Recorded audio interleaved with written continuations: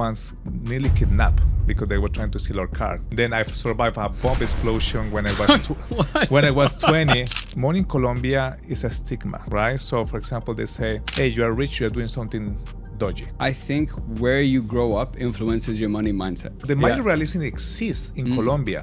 We can be really down in the mud, but we're still happy. How do you answer that question? How much money do you need to survive? Because our answer is going to always be more. I think so. Well, and this is conversation about money I never have with myself for a long time until I start to have kids. People in crypto, when they make so much money, you lose touch with reality of money. My journey in crypto was because I was sending money to my family in Colombia with remittances, right? 2016, I started to get into different crypto schemes, and I got a scam. And crypto now is really difficult. It's hard. It's not like it's changed a lot. Now you need to focus in Forex and all the other non-crypto trading. They have more risk management. You have to learn how to manage the risk. And that's something that crypto people don't have. We go crazy. This is something that people don't mention. You have to lose money in trading to make money. You're this little trader with $100, $1,000, $10,000. You're going to trade against them. But they have algorithms. They have built robust teams, and then it's too difficult to compete against them. Versus on-chain is the first video game that teach people how to trade. Well, I get bad habits from the game because it is a game and it's not real money. So that emotional side, I'm not getting that training. Or Andrés Meneses is a crypto entrepreneur, podcast host, and co-founder of Versus On-Chain, a video game focused on teaching people how to trade. Having lived through extreme highs and lows, he shares his journey to becoming one of the most recognized voices in the digital asset space and a key player in crypto through trading, building, and content creation. In this episode, we explore how much money you really need to survive, how culture and upbringing shape your relationship with risk, the harsh lessons crypto teaches, and what separates those who last from those who don't. Hello, everyone, and welcome to another episode of the Not Just Money podcast by Handtech Markets. Guys, today we have a very, very special guest. Please welcome to the show, Mr. Andrés Meneses. Andrés, welcome to the show, man. Thank you so much. Thank you so much for this show. I'm very excited to talk about finance, crypto, life, struggles, winning. Thank you so much for the invitation. By the way, I have a present for you. I'm the guy from Handtech. Okay. Let me see where I put it here. So this is 2 wristbands with the Handtech colors. Oh, no way. That's sick. So it's called Elisa Emlos wristbands. Basically, my children make them. No, that's beautiful, man. So I told them, can I put it on now? You can put it now. Yeah. And give somebody from the Handtech group. All right, Handtech team. We're going to have to fight over this one. Bigger. All right, perfect. So you have to choose which one fits the best. There we go. You see? There we go. Thank you so much, man. That's so sweet. That's really, really cute. I really, really appreciate that. Guys, we're going to have to fight over the next one. But first of all, thank you for coming on the show, Andres, and for the beautiful gift. I really, really appreciate it. So I've done my research and I've taken a look at your journey from when you started in Colombia to move to the UK, to how you got into crypto, and now with everything you're doing with Orbit, Versus On-Chain, and the podcast Crypto OGs. Yes. So you've really built a name for yourself in the crypto space. Yes. But I also know that you kind of fell into it by accident when you're trying to send money back to your parents. And, that's kind of how it all, came into it. So what I wanted to talk to you about today is money. Yeah.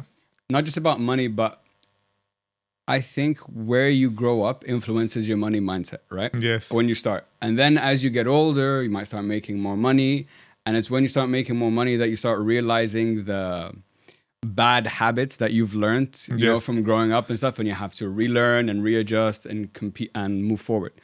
On the podcast, I watched he asked you at the end, he's like, you asked him, I think, how much money do you need to survive? But you started when you moved to London in 2008 with $34 in your pocket, no English, working 4 jobs and doing all of that for 3 years before things started to kick up with the computer engineering stuff. But you said at the time you were happy. Yes. You were happy. And so that's why when he asked you that question, and when you ask, how much money do you need to survive? It's a tricky question to answer because at that time, whatever you're making, you were happy with. Yes, but right now, that answer will change. So how do you answer that question? How much money do you need to survive? Because our answer is going to always be more. More, yeah. Well, that's a good question. Look, let me just put in perspective. I was, when I was a teenager, I remember I was 14, 15 years old. I used to work, well, I used to live in a mechanic garage in Bogota, and then I moved to another city to visit my auntie, and I lived with her for 6 months. And they used to have a car wash, A car wash. and I was making 10,000 Colombian pesos a month. That's about I don't know, $3. Wow. $3. Obviously, $3. I was only working like twice a week, Saturday and Sundays. But that money, I remember I used to save it to go and visit my grandma in another city. Okay. So you see, so for me, it was a lot of money. Now, fast forward, the best day I have in my life as an entrepreneur business owner, I remember it was about $200,000 in one day. That has been my best day. Okay. But I still remember more those $2 than those $200,000. Okay, interesting. You see? Because when you have the $200,000, okay, I have to spend, I have to invest, I have to do, it doesn't have that value. So the answer for you, how much money people need to survive, it depends. But I remember I was watching Sisi, Sisi is the founder of one of the biggest exchanges in the world. Yeah, of course. Yeah. When I came to Dubai the second time, I came to a conference, and he said, when you reach $50 million and above, it's still the same life. Wow. So his number was $15 million. He said after that, the life, you can buy car, watches, travel, business class, whatever. After that, it's kind of the same. I said, wow. And then I spoke to a couple of good friends. They've been the entrepreneurial business owners and stuff. And I have noted the pattern that you don't need, to live a really good life, regardless the country you are or city you are, that with $50,000 a month for a family of 4 is good money. You don't need more than that. The people say, like, how many private dinners you can have, how many yachts you can rent, how many vacations. You get fed out with all of that. And I noticed something the last few days. People is trying to go back to their roots. A lot of people that I know, billionaires, millionaires, whatever. And then, you know what I noticed? People want to go living in a farm. So they're going the 360. I have seen so many people that have all this money and they just want to go and live in a farm when they retire. It's like the fish, the fish story, the fisherman, that he was fishing all his life, and he has his friend. And his friend became millionaire and rich to release time. And at the end, they ended up at the same place fishing. It's very interesting. It's interesting how, to your point, it's a difficult question to answer. Everyone will give you a different one. It's such because I think about this question a lot, because how to your point, when you have that amount, was it 15 or 50? You said $50 million. $50 million. So it's a lot of money. That's a lot of money. So if you have above or below that, it doesn't really matter. But also doesn't make sense for $50 million to be my target of like what I should make, and if I don't make that, I'm not happy and like whatever. It's such a tough question to answer because it's like this balance of greed with what I need, with this also imaginary life, that I want to have, rather than what do I need right now. Like to your point, you said that $3 might seem like nothing, but that got me to go from where I was to go visit my grandma. Yeah. So it's how much I think it's how much value can you extract out of whatever amount you're making, rather than what the number is. But we tend to think with less, there's only so much little we can extract. Yeah. I think so. Well, and this is conversation about money I never have with myself for a long time until I start to have kids. Okay. So 2 weeks ago, like a month ago, I started to play Monopoly with my kids. Okay. And they're 7 and 12. And my wife said, no, it's too difficult. But my daughter, she won. Okay. And she didn't know anything about Monopoly. But she started to learn it really fast. Like, okay, I need to get these properties. And she basically destroyed us. Okay. So for me, coming from Colombia, talking about money in Colombia is a stigma, right? So for example, they say, hey, you are rich, you are doing something dodgy, right?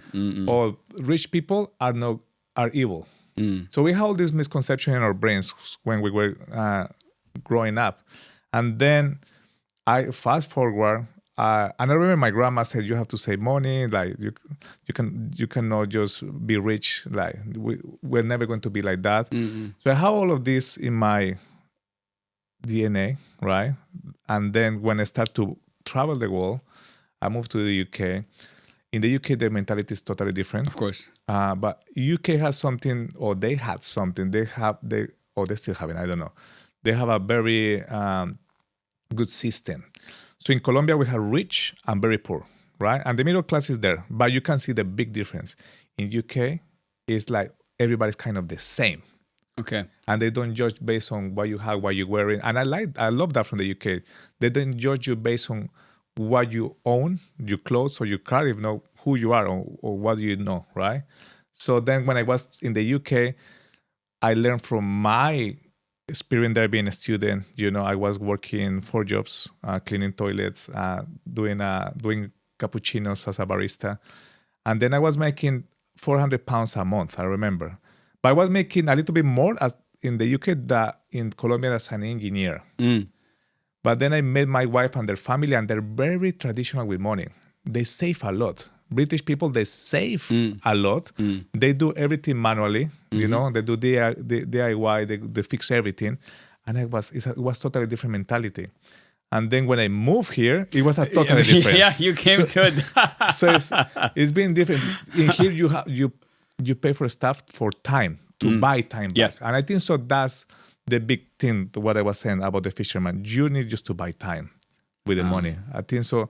For me, the most important now is time. It's more time. than money. More than money, yeah. I learned that as you go throughout your life, throughout your experience, you will always pay with the resource that means least to you. So for example, when I started my business, when you started, we didn't have money, but we had time. Yes. So we invested all that time because it was just, we were alone and whatever to learn. And now you reach a stage, you're like, okay, now I'm getting paid to do what I do.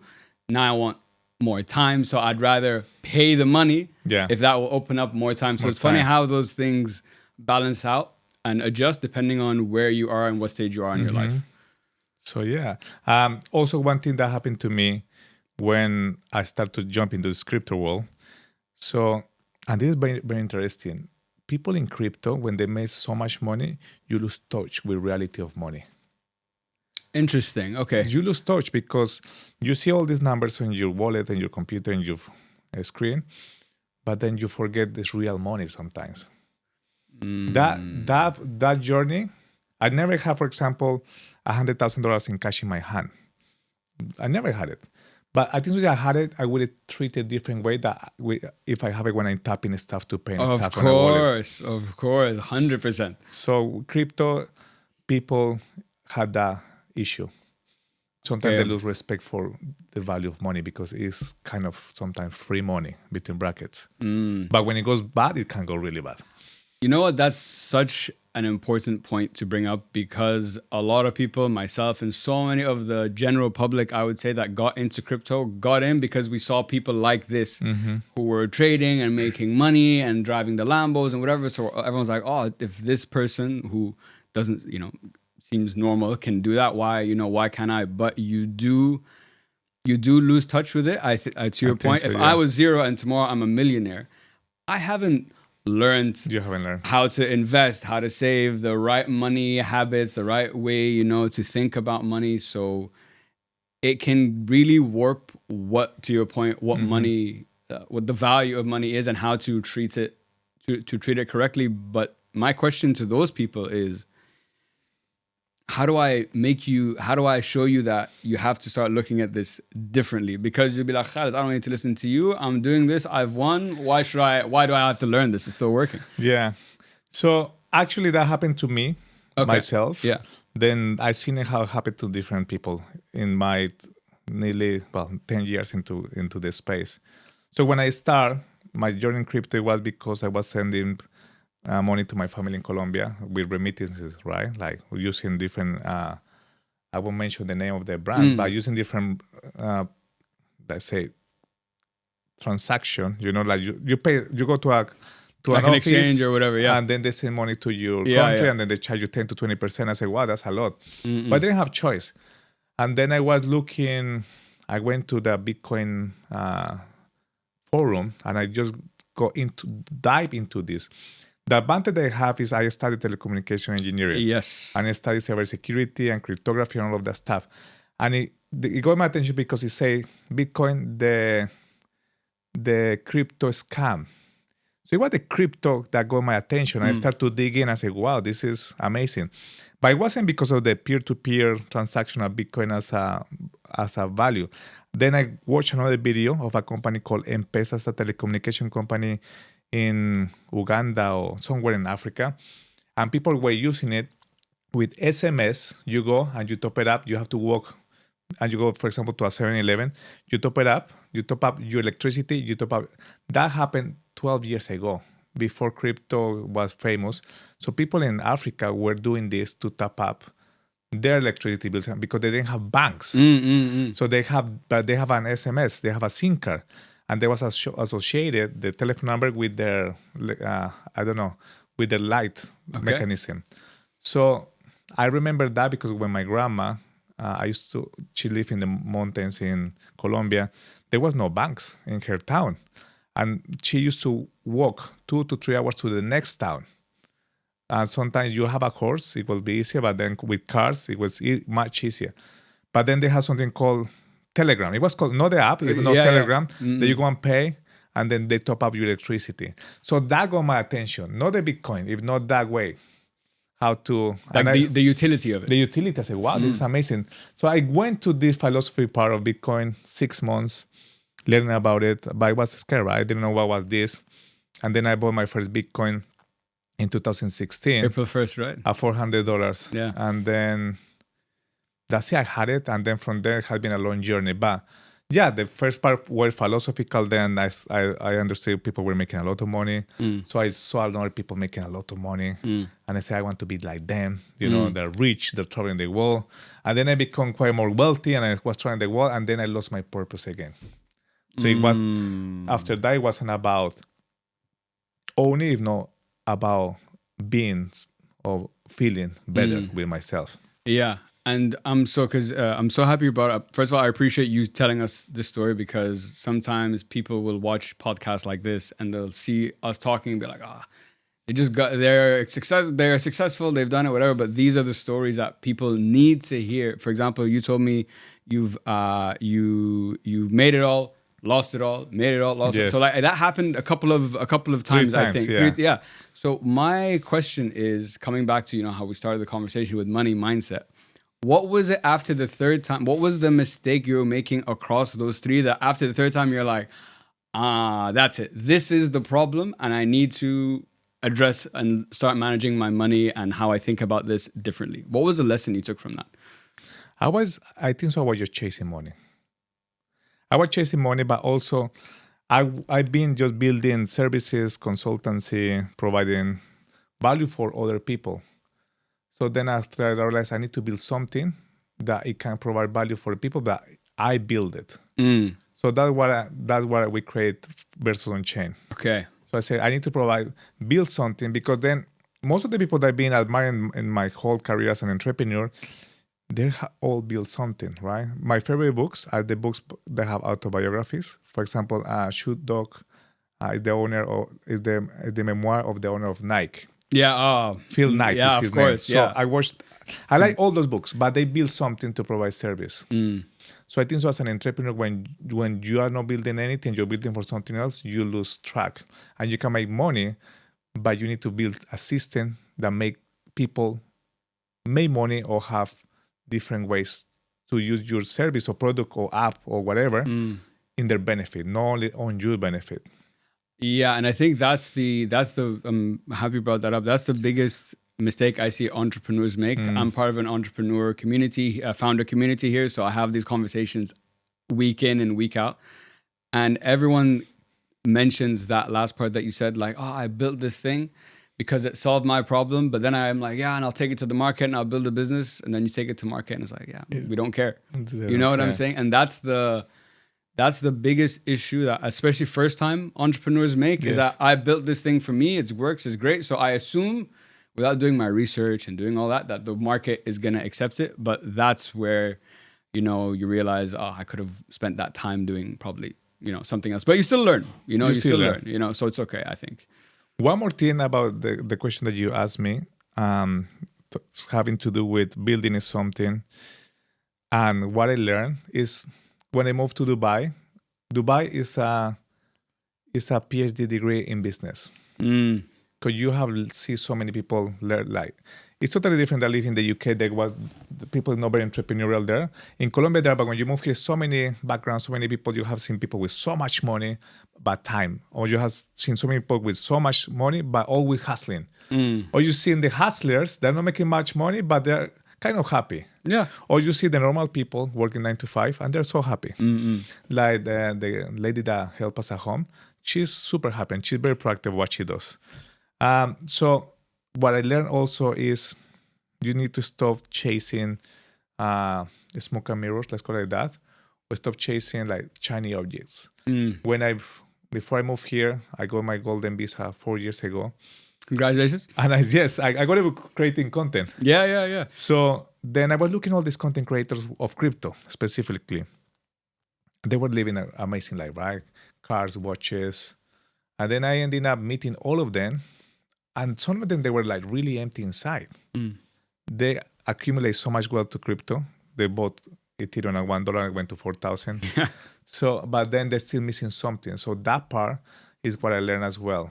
What I will do everything again, the last 3 times that I lost everything, is believing more in what is inside me and not just chasing other people's trajectory or goals. Yeah, but it's, to your point, it's hard though. Yeah. It's hard, especially when you're in that space, especially when you're becoming more recognized and people are asking you, hey, Andres, come be part of our project or make content for us or whatever. So it's very understandable once you get sucked into that world to fall into the typical, traps that happen. Yeah. But coming back to, I want to pause on this for a second, take us a little bit all the way back to money mindset and you growing up in Colombia.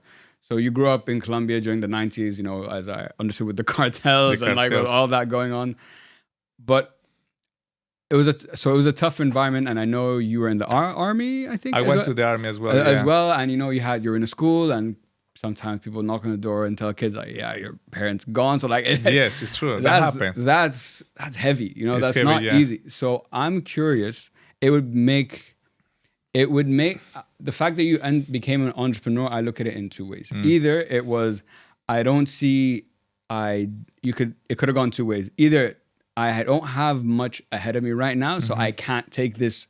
So I can't, or I should not take this risk and play it safe. Or what you did is like, I don't think I have anything really to lose and everything to gain. So I'm just gonna go and try to make it happen. So what did growing up in that environment teach you about risk as you now move through your career over the last 10 years? It's crazy, but about money and risk, before talking this, I would talk about Gabriel Garcia Marquez. As you know about him, is the biggest... 100 Years of Solitude, his book, right? Magic Realism, I think. So the magic realism exists in Colombia. We can be really down in the mud, but we're still happy. So that's something that I want to address. Like all of us in Colombia, we have that magic realism in our head. It's crazy, like how people can live happy. There is bomb explosions, there is people getting killed in the streets, it's crazy Colombia in the 90s. So I never seen this to anyone in the podcast, but I grew in a very hostile situation. When I was little, my mom, she was in direct sales, and then she brought us up until I was like 10, 11. We lost everything. So that was the first part. I lost everything. That was in myself with my mom and my sister. But I was studying a very good school, and my school, it was a military school for kids that their parents go to army. Sure. So going back to what you said, when I was little, teenager and young, a kid, the door, they come and say, hey, come here, and then we can see our friends crying because her dad or his dad was getting killed in action. It was crazy. That's crazy. And for us, it became normal. Which is even crazier. And that we used to have like military police in our doors in the school. It was crazy. Wow. And then something that my mom did really well. So all of these people are still my friends, but they were quite well off, right? And then when I was 11, talking about money and the upbringing, we have to move to a mechanic garage because my mom lost everything, and my sister. So I was very privileged in some point, but then to live in a mechanic garage, it wasn't. Luckily, my uncle adopted us for 1 year. We didn't have any money, so they come here, and he partitioned one of the rooms and put a bed in there for us. And I was talking to my sister, actually, I'm writing a book about this. Oh, okay. Exciting. Coming soon. Coming soon. It will take a couple of months, but it's called From the Mechanic Garage to Dubai. I love that. Yeah. Awesome. So my sister was telling me, we have leeches, we have leeches. It was super cold. There was no air conditioning. It was noise. And the neighbor was full of mechanic garage, but the neighbor next to it was full of prostitution, drug dealers, gangman. So I remember I come from this environment, and I had to tell my friend from school that was living there. It was so embarrassing because I was a teenager, right? And most of them, they stopped talking to me. It's crazy. Really? Yes, like, Andres is poor now. Until I became a little bit older, and then we moved out from there. And then you become like kind of an adult when you're 16, 17. They don't care about, Andres, come on, like, we don't care about. So that was my bringing. And then people were getting shot in the streets. We nearly got once, nearly kidnapped because they were trying to steal our car. Then I survived a bomb explosion when I was 20. So I was studying telecommunication engineering in the military university, and there was a bomb explosion probably 200 meters from where I was studying. In a 4th floor, there was a car bomb. And then luckily didn't kill anyone, but yeah, it was crazy. So I survived all of that stuff. And then money was tough. I remember I'm sure. I used to go to university with 5,000 pesos, like $1. And I used to eat these burgers that we call it the radioactive burger. It was like the meat was so... But all the resilience, starting at uni, and my sister paying for my university. I didn't have money. I had to hijack sometimes in the back of the bus to save money. And yeah, it was crazy. And I was quite lucky sometimes. My friends with more money, they used to invite me to holidays or stuff. That was the only good thing. My friends, they have money. They sometimes look after me. And my sister paid for my education. So it wasn't that bad. But if it wasn't for my sister and for my friends, it would be even worse. So it sounds like from that, first of all, thank you for sharing those stories. It's crazy, what you're telling me. But it shows me you grew up in an unreasonably risky environment already. Yes. So you were exposed to not just money risk, life and death risk. No joke. So I can understand how being exposed to that and then going on to build and do what you've done, you must have like iron skin by now. Because if you're doing that, you're like, okay, whatever, this is manageable. Actually, I forgot when we were 21, we went to this event with my friends, and like a private villa, and then the owners, they go upset with us, and we have guns pointed at our heads. Once, I remember now. They're probably watching this. I don't know. So they got jealous because the girls were looking at us. We were in the army. We were really bulked up. Yeah, I'm sure. And so these guys in their 20s, they come here. Yeah. So that was another part. Gun in your head. I leave it. It's hard. You mentioned the magic realism and what's his? I want to make sure I get his name. Gabriel Garcia Marquez. And you said that Rich Dad Poor Dad was actually one of the first books you read that opened your mind into entrepreneurship. Because I can only look at my example. So when I grew up, my dad was an entrepreneur. My mom was a lawyer, still is a lawyer. Both are still doing what they're doing. So I got exposed to both. Like both, corporate career and what an entrepreneur looks like. So for me, from the beginning, I always had this thing inside me. I'm like, one day I want to do my own thing. What that looks like, I don't know. So I'm curious, when you grow up in that environment and you don't see those examples around you, I can imagine it would be hard to imagine a world where something like this is possible. But it sounds like this book was the one that opened that door for you to be like, oh no, there's actually a way to build and to do this. So what was it about that book and like Magic Realism when you put them together that really set that off? That's a good question, because you remind me, Robert Kiyosaki was talking about the poor dad. So there you go. That's Yeah, why. exactly. So the book came to me when I was about 25. I was living in the UK, but that period of time it was really rough, because I was sleeping in the sofa of my friend for 3 months. I couldn't afford to pay the rent as much. So then I watched this book. My friend was talking about Rich Dad, Padre Rico, Padre Pobre, Rich Dad, Poor Dad.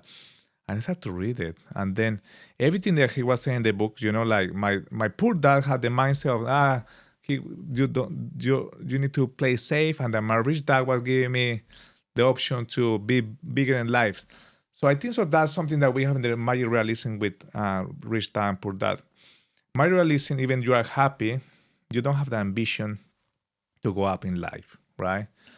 With Rich Dad and Poor Dad, it gives you an overview that there's a mindset. It was the mindset of the rich dad that changed everything. So I didn't understand about this mindset before. I could see people, my good friend Sonny, if he's watching this. Shout out. He actually was my first mentor in business. The Turkish one, right? Yeah. We're still friends. He came the other day. He gave me the first job without knowing English, but he was the business guy. He was running nightclubs. He was running coffee places. He was my first mentor. But obviously, back then, there was no this entrepreneurial stuff like Gary Vee, Tony Robbins. He couldn't explain me in that way, but he explained me in that way that he could do. But reading that book, Rich Dad Poor Dad, said, okay, this a way around. And I didn't do anything about being an entrepreneur like for 2-3 years. And then I opened my first business called Viva First. It was the first student agency to learn to send people to study abroad English, because I had a horrible experience with my agency in the UK. So I said to my sister, I want to put this. So I put it together. I went to every single school in Bournemouth. I put the contracts, the connections. I built the website and said, okay, now what? How we get to the clients? How are we going to do it? Yeah. So that was, but then after that, my mom came back again and said, hey, there's some company called Direct Sales. I want that you meet this guy. It was through affiliates. I said, what is this? But in that moment, from Rich Dad to Poor Dad, then I went all the way to Tony Robbins, Grant Cardone. As you should, yeah. But Rich Dad, Poor Dad was the opening to all the world I didn't know. It was amazing that I found that book. I still have it. It's really like Rich Dad really old one. Yeah, it's a classic one. So Rich Dad Poor Dad is a book I haven't read yet, but I've read many books, from all the big boys similar that I'm sure you've probably, if I name them off, you've probably read them too. But what I loved about books in particular is, books and podcasts, I like to watch more than I like to read, but reading hits a different, side of my brain. It just shows you, it just breaks your perspective.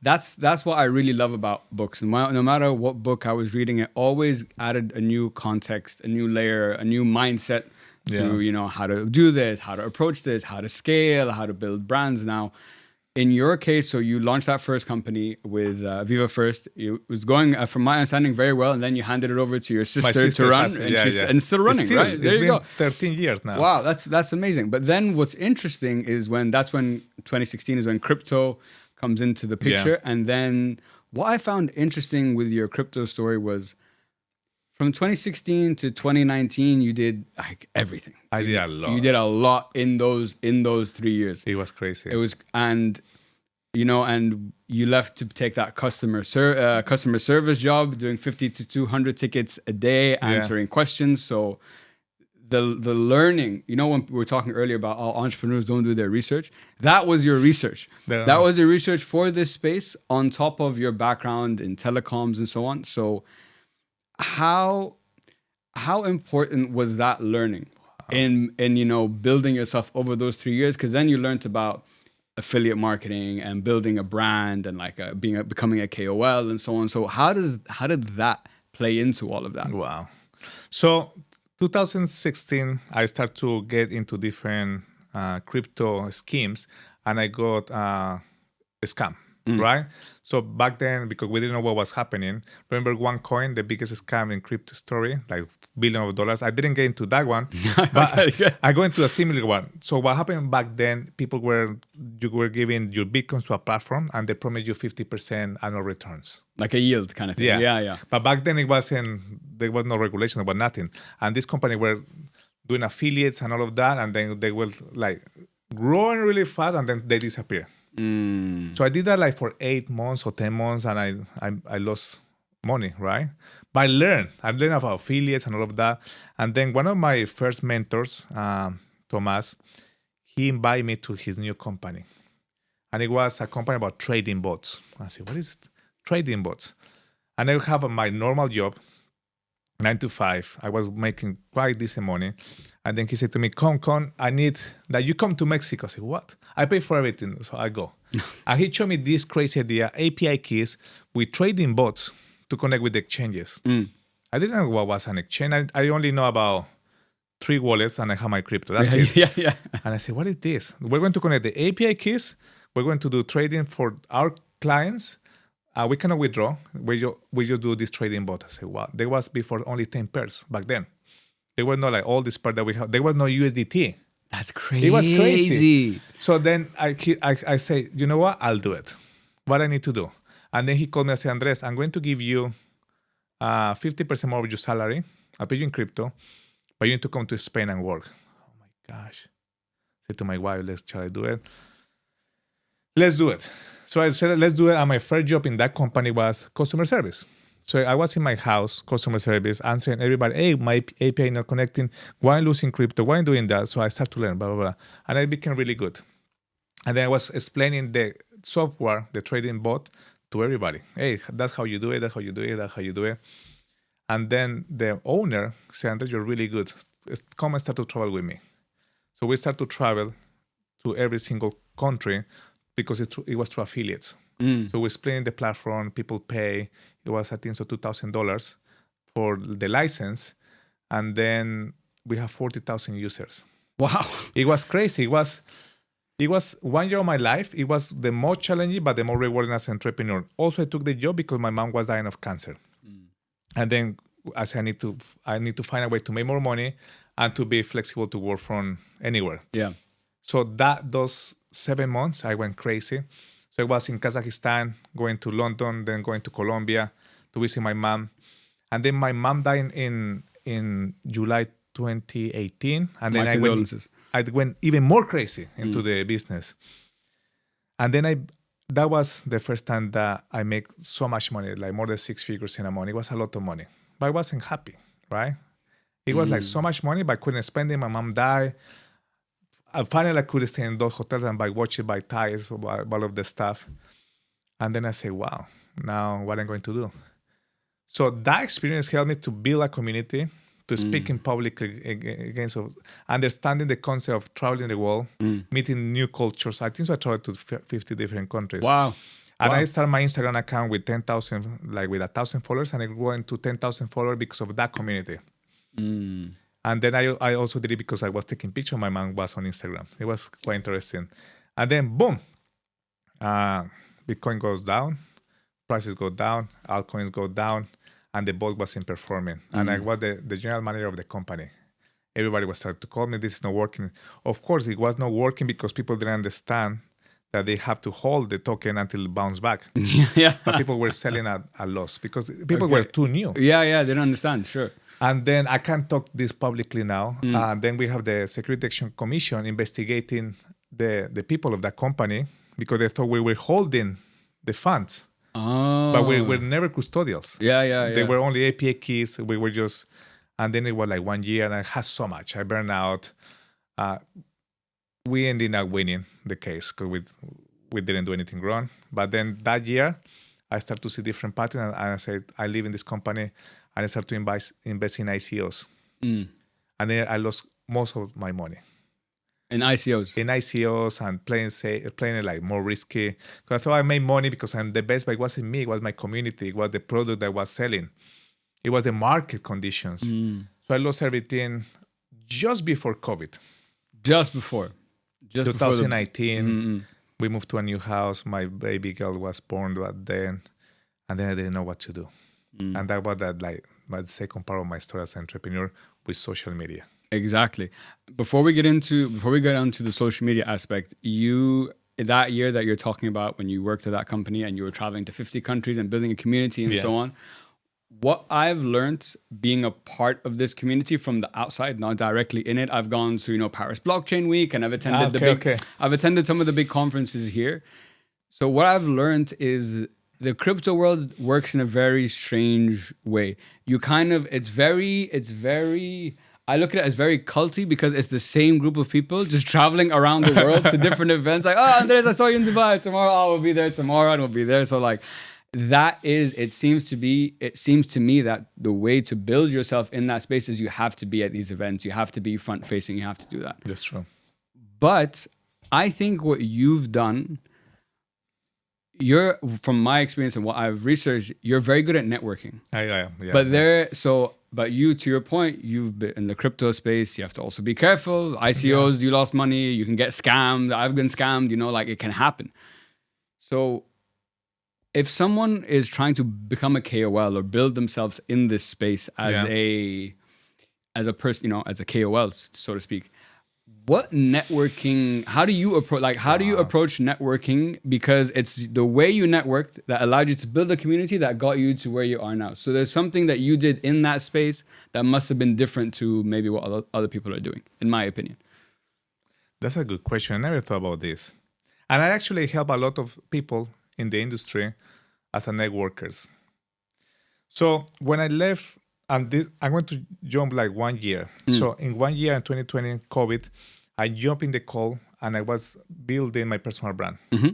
How it works, and it has to be attached to what you're asking me. How it works is I was selling influencer marketing campaigns in LATAM and US, and we were growing accounts, social media accounts of Instagram for the top entrepreneurs in the world. Okay. So I came and then I grew my account to 1 million followers in 8 months, but through influencer marketing campaigns. I didn't want to become famous or rich or anything. It was because I need to be the product of the product. Your page or your account has to be the case study for what you do. That what I was selling. Exactly. Yeah, I understand. And I came from a very industry of vanity of affiliates and marketing. I had to wear suits and all of that. So I drag a little bit of that into the social media marketing. But to be honest, I was living in a small house in the New Forest in the UK. I couldn't do content. It was COVID. Nothing but luxurious. But I grew my account. And I was sending so many DMs to people. Hey, you want to grow your account? And then jumping in calls with my friend Alex in Miami. He's one that taught me. And then that year was crazy. So I bounced back through social media marketing. And then in 2021, people start to talk about Clubhouse. Remember Clubhouse, NFTs, Paris Hilton? Yeah, I used to join some Clubhouses. All of this stuff. So I grew my first community in Clubhouse to 150,000 users. Just talking every day. That's insane. And then I fast forward at the end of 2021, my friend that introduced me to this software bot, he said, Andres, I'm doing this with this blockchain video games. I said, what is this? Come to this conference. We went to Las Vegas 2021. And it was all these weirdos talking about blockchain and video games. So from trading, it went to blockchain video games, and then there was a new world, MetaMask and decentralized world. I said, what is this? I left 1 year, everything changed. And then in 2022, going back to your question, is one of the exchanges called me. Said, Andres, from my previous relationships in 2017, 18, Andres, you want to create content for us? And I said, what do I need to do? Do this video. We're going to promote this token and then put this money in your wallet and then just leave it there. I didn't do it for making money. I did it because my friend told me as a friend, I said, I'll do it for you. Yeah, now, and you are famous. And I said, no. I just do it because you're my friend. So that will answer probably the first question. I did it unintentionally to become famous, rich, or make money. I did it because I was willing to learn. Okay. So then fast forward in 6 months, for nobody knew me in Dubai, in April 2022, to October, I became very like one of the most recognized KOLs in the industry. I didn't know what was a KOL. Yeah, I didn't until my wife got into the crypto space. I didn't even know what KOL is. Key opinion leader. What is that? Yeah. And I was telling her, Lucia, I'm doing this for you. No, you're a KOL. And now we're going to give you more. They call it allocations. I said, okay. But those 6 months, it went so crazy. And then I was going to event, but I wasn't getting paid. They were inviting me and paying for my flights and tickets and all of that, but I wasn't getting paid. But the knowledge I was getting, and I wasn't building a community from those communities. I was building relationship with the network at the C level. So I became very good friend with all the C level from all the exchanges, the founders, CMOs, CFOs, and they're still my friends that all follow me on Instagram. So I didn't build the community to sell to retail. I built the community to network with people at that level. And that was I learned that from how to influence friends. Friends and influence people. How to win friends. And I'm going to do it with Instagram, social media, sending DMs. I position myself. I go to these events, and the Instagram, back then it was the wow factor. Oh, this guy has 1 million followers. He's verified. Let's talk to him. I pulled that card a lot at the beginning. So that was my ace under the sleeve. Yeah, of course. Yeah. But if I had to start again, now it's different, right? Now you need only 1,000 followers and then your video go viral, right? But now I think so you need to focus, and crypto now is really difficult. It's hard. It's not like it's changed a lot. Now you need to focus in build community is very important. Don't focus on tokens. That's done.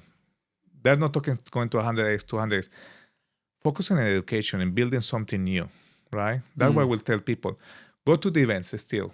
Go to the event. You have to go through so many people to understand who is the real actor. I learned, and I met so many people, scammers, legit people. They're all mixed up. But then when you become more established, the people start to invite you to the certain tables that nobody can invite. But that takes time.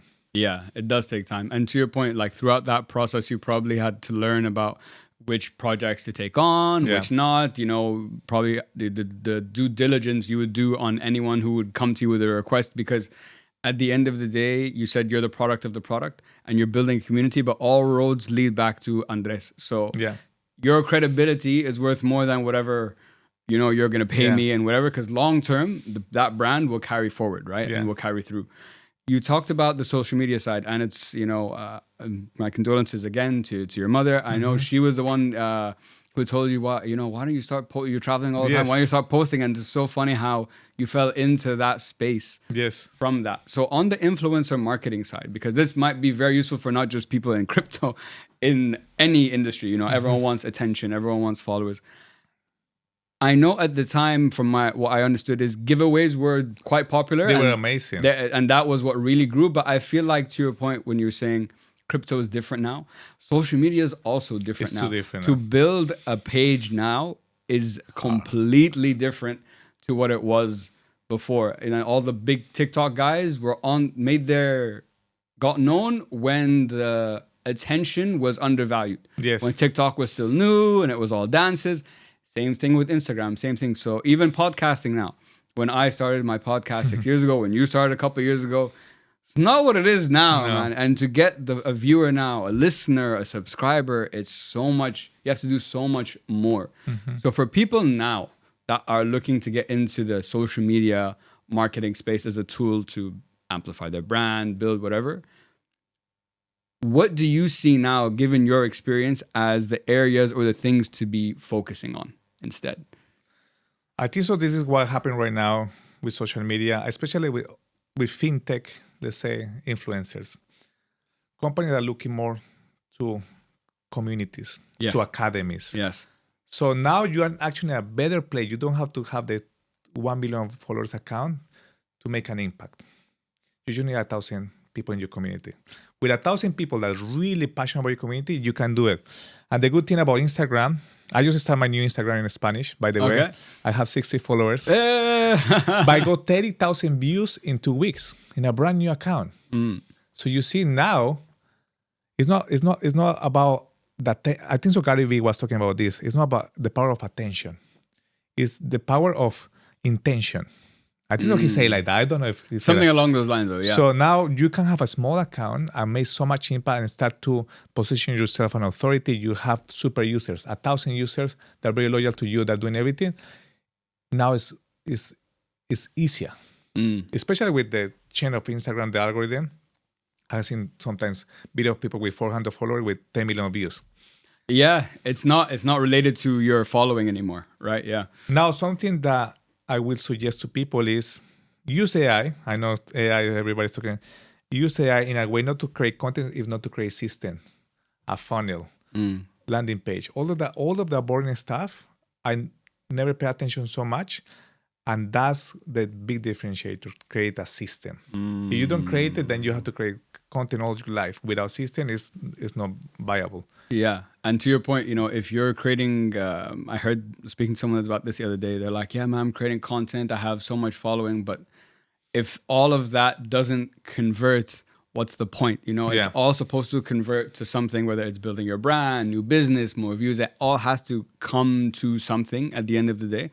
And when you were talking about the social media aspect, and okay, now it's different. Also, social media, especially in this space, is very misleading with misinformation. And, people are, hey, yeah, buy this, look at my trade, and I did this, and I did that. I actually spoke to someone, had someone on my show who you've been on their show too. I'll tell you, I'll let you know who after. And I was telling her, like, with this space, with the trading space, I know it's not financial advice, but if I'm posting that I'm making money, and trading, I'm not lying, but I'm putting it out there that this is possible, but this is the problem. It's an awareness without the education part. Okay. And the education part, at least from my experience, what I'm learning and seeing, that can only be done yourself. Yes. Until you go try, practice, trade, demo, read, whatever, you won't learn the lessons you need to actually become a trader and be profitable in the long term.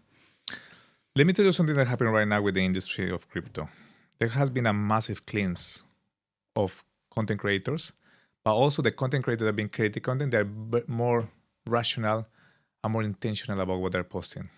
Okay. So since I started, there was 3 different ways. One, it was with ICO long time ago, then NFTs, then meme tokens, and now we're here. So what happened is, even me, I got into these waves of narrative, and I made mistakes. I'm not going to lie. I made mistakes with NFTs, with memes. If the president of a country is promoting a meme, then you think, wow, it's okay to do it. It should be, yeah. But it's a president of a country, and then you see football players. Yeah. So all of that, it didn't help the ecosystem. Yeah. Now, yes, we had to go through that waves to understand, okay, we have a voice. We have to be careful what we're going to do, what we're going to promote, what we're going to say. So probably the last 2 years, I'd say to myself, I'm never going to promote something that it doesn't have actor behind. Yeah. Faces. Yeah. But second, platform is probably easy to promote platforms that people use. Yes, do it. Affiliate system is very good. The other one that you can promote is other people education platforms that are good. Gotcha. Because you don't have the time to do it, do that. And yeah, that's what I'm doing myself. I stopped promoting other tokens. Or if it's a token that I know is going to be long term, I'll promote it. If no, I don't. I've seen so many kids. Last year I met a bunch of crypto DJs, they call it like that. Yeah. They do meme, they did so much money. They're multimillionaire, but now they're bored. They don't know what to do with their lives because they didn't build this foundation. So as a content creator, be careful. I think it's still a good time, but we'll mix it up. Finance, education, crypto, but also AI. That's the new trend. That's the new trends, yeah. And like, to your point, the intention is very important. And like you said, throughout our whole conversation, if you drill it back, it always was the intention wasn't, money was the intention, but there was something deeper behind it. And like to your point, all the examples you gave of once you have the money, which we all work for, yeah, then is when you're like, who am I? I'm depressed. I want to see my friends, but everyone's working. You know, like it can become a quite isolating place. And I wanted to come on to Versus on Chain. Okay. Where you're new, which you're a co-founder of, and basically you're trying to gamify trading, right? Yes. Could you tell us more about it? Because I have some questions about this. Okay. Versus on Chain is the first video game that teach people how to trade. Okay. So you go against your friend or against somebody random online, and you trade in 2 minutes in the same chart. Okay. And then whoever trade the best in those 2 minutes, the best PNL, take the pot. So you put $1, that person put $1, and whoever trade the best, take the $2. Okay. So we gamify that part of P2P. It came because in 2025, I see how everybody was losing money, right? With the crash of the crypto industry. And I saw how, look, there's two different industries, right? Like traditional industries, like Forex, is more regulated. Of course, yeah. You know, and it's safer in a way, right? And SP 500. But crypto, it has been really crazy. So I decided, okay, let me build something because there's so many whales, whales. Yeah, of course. And very good traders. And you're this little trader with $100, $1,000, $10,000. You're going to trade against them, but they have algorithms. They have built robust teams, and then it's too difficult to compete against them. So I decided with my co-founder, I said, okay, it was his idea at the beginning. He told me in April last year, a year ago, Andrés, I have this game. I said, what is it? And he showed me and said, wow, this is interesting. But I didn't pay much attention then. We went to Singapore in September, and then we trying to build it with other developers. It didn't work that well. And then he said, I'm going to build it myself. So he built it himself with another friend in 2 months. The whole idea, logic. He's a gamer himself. Okay. And then in December, when something clicks, I was talking to one of my friends. He was for probably one of the richest person in the planet. I cannot say who is, but he's his right hand. And I showed him the game in December, and he said, Andrés, this game is amazing. You should go crazy. You should do this. You should do that. You have to bootstrap the chain economy, blah, blah, blah. I said, wow.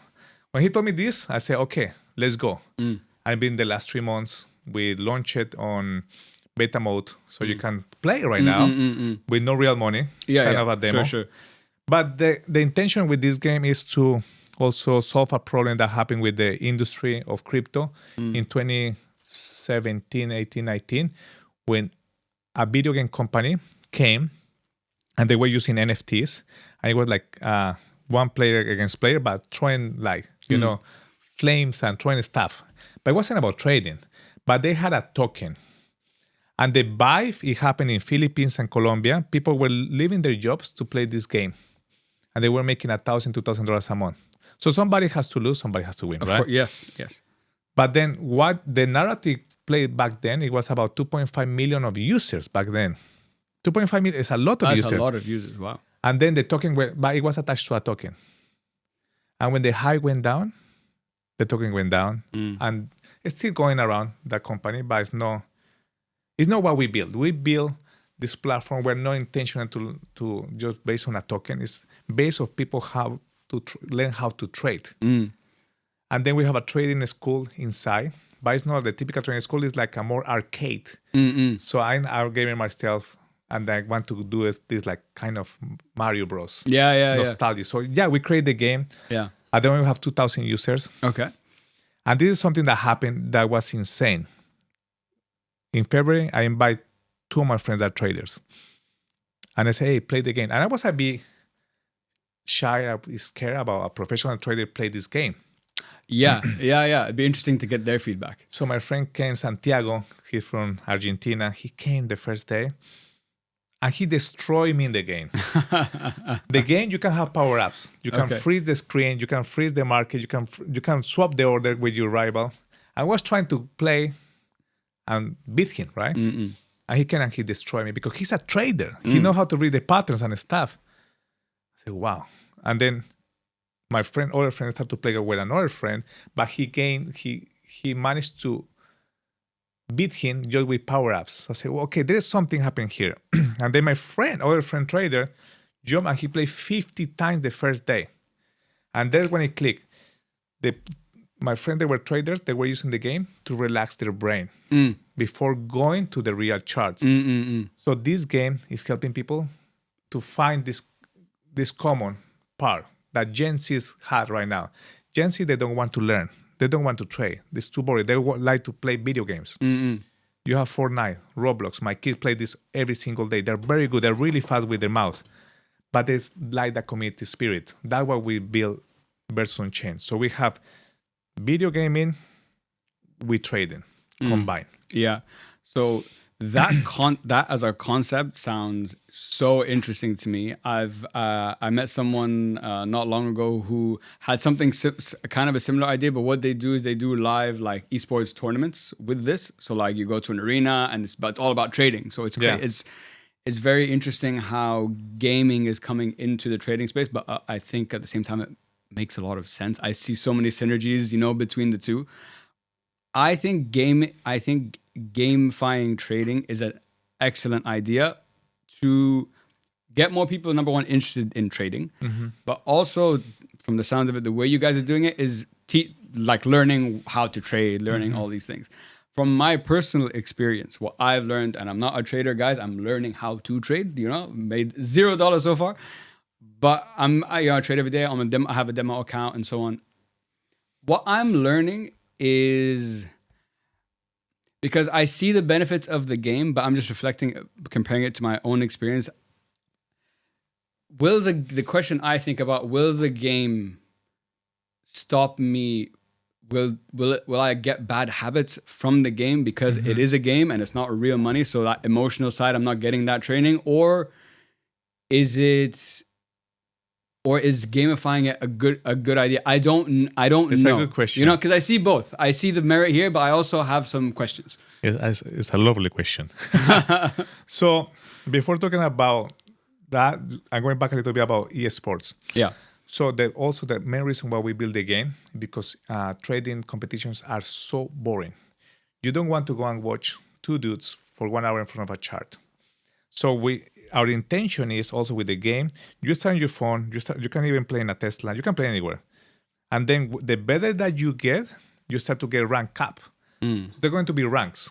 And then we use the fees, because we're going to charge fees for the platform. It goes to the prize pool of the best traders. Okay. So you have to become the best trader in the game as well. Okay. So there will be the top one, it will get the bigger check. And then in 1 year, we will have, and this is the first esports video game for trading in the world. And our vision is to have 5,000 people in arena watching the top 16 in a battle royale. Yeah, and that's interesting. And the last one, it won't be 2 minutes. I think it will be probably 20 minutes. But it will be with power-ups. So if somebody can be good trading using a power-up, and then it change the whole dynamic. So it will be like adrenaline-driven. Yeah, sure. Now, going to your question is, it will help you to learn how to trade. Why? Because you can start with the demo account, but then if you want to make more money and go to the leaderboard, you need to put money. So interesting. Okay, that's interesting. Okay. So I go against you, and we trade for 2 minutes. Cool. And you beat me, you take the $2, and I don't take anything. So I need to get better at trading. If I don't get better at trading, I will keep losing. So that's why we have the academy inside the game.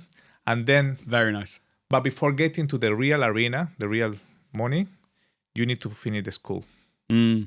Okay. You will be able to play a little bit, but then you have to finish the school. Okay. See, that's very cool. That's a very smart idea. And the thing that stuck out to me there was, if you want to, get better, you want to play again, you have to get better, or you're going to keep losing money. But this happens in the real world with people and real money. Yeah. Like the fallacy with trading and these day traders that everyone sees in the crypto is that my issue has always been with it is that no one is posting people ready. Thank you very much. It's more useful for me as your audience to learn what not to do than what to do, because you know what you did, but I have no idea how you came to that decision. I don't have your experience. I don't have that. So that's where I fall on the trading side. I know you mentioned earlier, you said you personally haven't traded, but you've been part of many people who do and so on. I'm curious, what have you heard from them when it comes to what they think your friends that you mentioned who are professional traders? What do they in their minds think the key is, or what do you see? For the video game? No, just to be a good trader in general. Okay, sorry. It's the mindset, I think so. At the end of the day, the mindset. Yeah. And this is something that people don't mention. You have to lose money in trading to make money.